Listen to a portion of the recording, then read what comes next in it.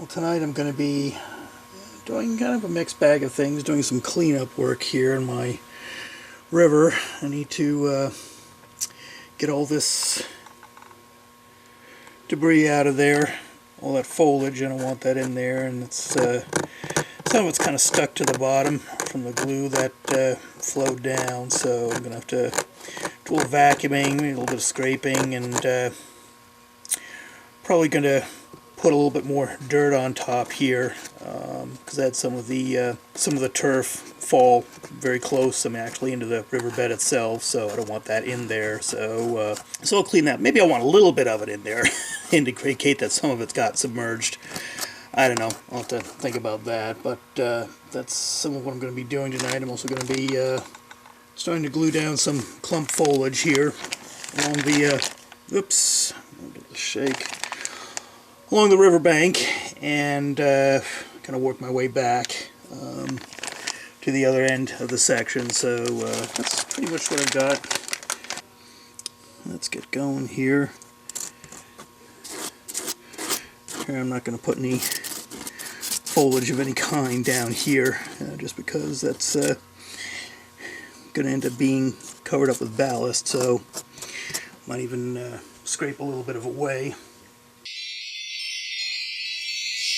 I'm probably going to have to do a little touch up on my paint job on the riverbed too.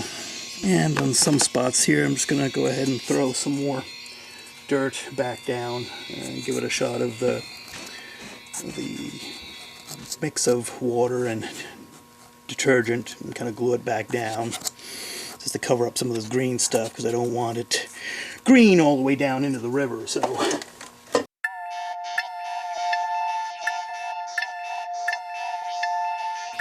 and actually just simply painting over this stuff again will give the river a little bit of texture to it. Underneath the water won't look completely flat, so actually I'll leave some of these smaller clumps in there. Now scrape away the loosest stuff and then keep some of the rest down there.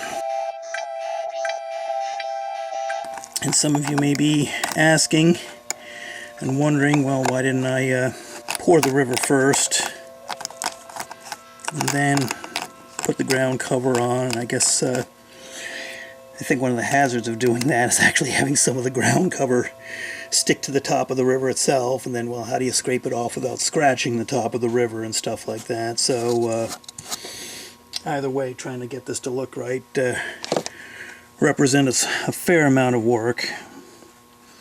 And here, if I accidentally chip this and get some of the paint and stuff off, the coloring, I can go ahead and touch it up again.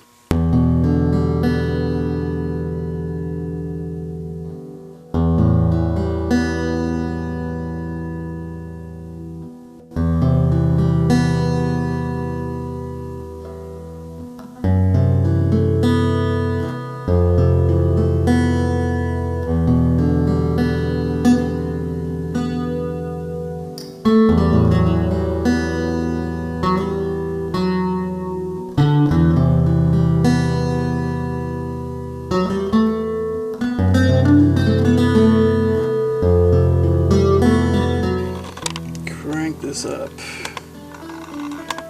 Start putting down some bushes. Got a mixture of the dark and the light and the mid-colored green foliage. Just take a few clumps and just dump them out there. Put a few bushes in place. I'll be adding trees and stuff like that, so this isn't all I'm going to put here. But in N scale, some of these clumps can actually represent small trees too. And that'll be suitable for that. It's always important to kind of vary them in size, variety.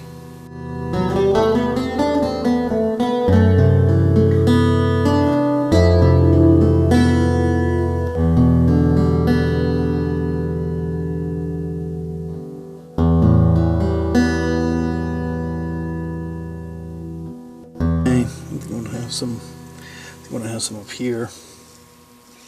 A couple of big clumps. Show you how these represent almost small trees. See that one has kind of a conical shape to it. And I think I'll be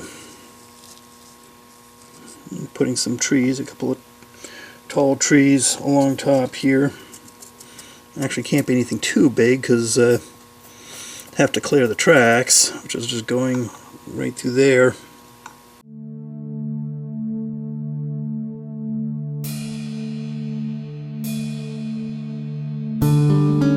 There. Has some bushes growing down the base of the rock there.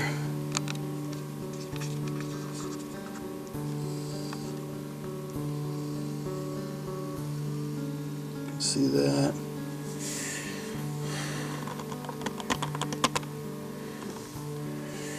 Bring a bunch of them just right up against this rock here. Might put a small, something growing right out there, right there. A little bush right there, growing out of that crack. You'd be kind of amazed at where this stuff will actually manage to take root.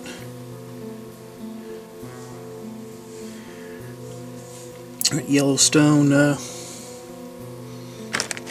vacation over the summer, and it was just unbelievable how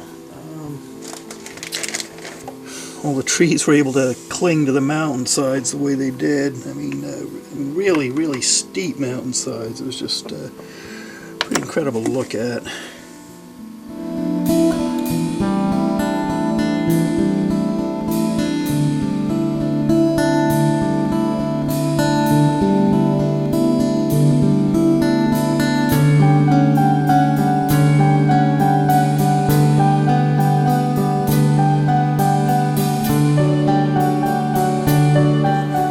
That'd be kind of cool to have one just kind of growing out of here.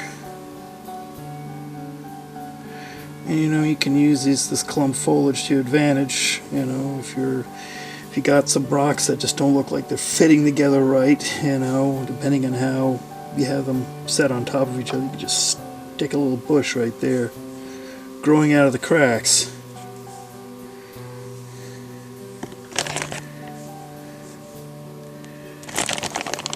And even though what you've done may have been a mistake, or this wasn't looking quite right, you can kind of cover it up.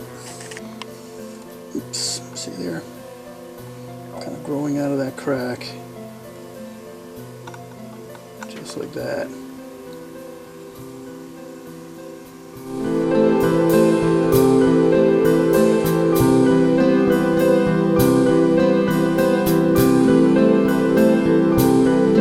And now I'm giving you a front view of how I've laid things out. So I kind of took some bushes there and stuck them in some cracks, just like that, just along there where you kind of see shrubs clinging to a rocky surface.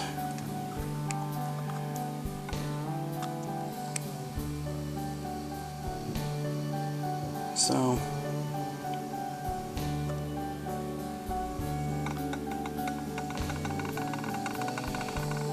just like that, just to give you an idea of what you can do to make things plausibly natural looking. Like I say, I'm going to be adding some trees to this whole scene, so it'll get even wilder still. So